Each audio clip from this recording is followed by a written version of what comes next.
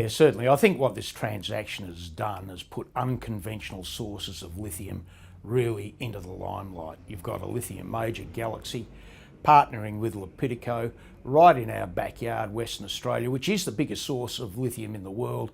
And of course, we have the exclusive licensing rights to Lepidico's technology, LMAX, in Western Australia.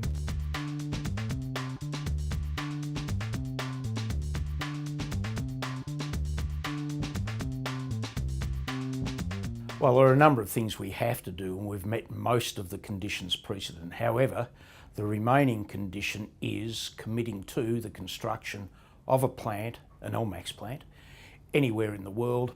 We've already done the preliminary design work for that plant and anticipate completing that in December and making a decision to commit to construction next year.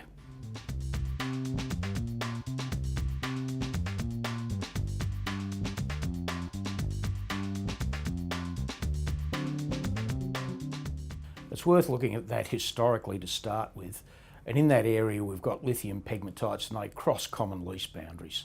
As a consequence, further down the track, there's bound to be a little bit of tension as to who has what and how you mine it. So we decided to simply get rid of that and form a joint venture. We're still negotiating the terms of that joint venture, but as we see it at the moment, it will result in a 50-50 share of all the lithium assets and 50-50 share of the processing plant.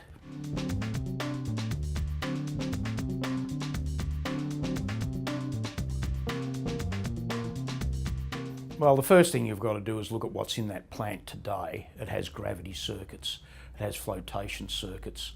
The nickel industry didn't require the amount of flotation capacity that we require, so it does require a retrofit.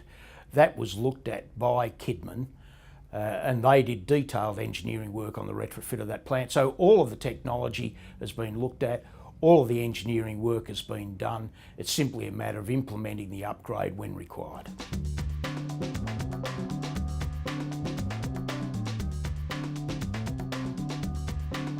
We're still in the due diligence phase with a very small particle company, but I can say at this stage it's certainly come up trumps from a technical point of view. From a corporate point of view, it's fine. Financial point of view, it's fine. So at this stage, I can see the acquisition going ahead. We'll make that decision in a couple of weeks' time.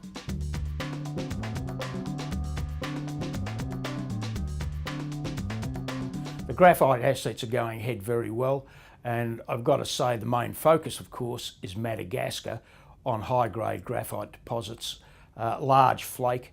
And I think you've got to look at the market and the market conditions. We've seen mine closures in China as a consequence of drought, as a consequence of mining restrictions and the ability or inability to use explosives, as the case may be. And we've also seen major changes in Tanzania, where there are many graphite deposits. Those changes are heading towards nationalisation. So the impact of all of this at the moment is a lot of pressure on flake graphite. And the flake graphite, of course, is used in the same applications that we see lithium. It goes into lithium-ion batteries. It goes into both the anode and the cathode. And we've seen the demand through battery production rising by 16 to 26% per annum for flake graphite.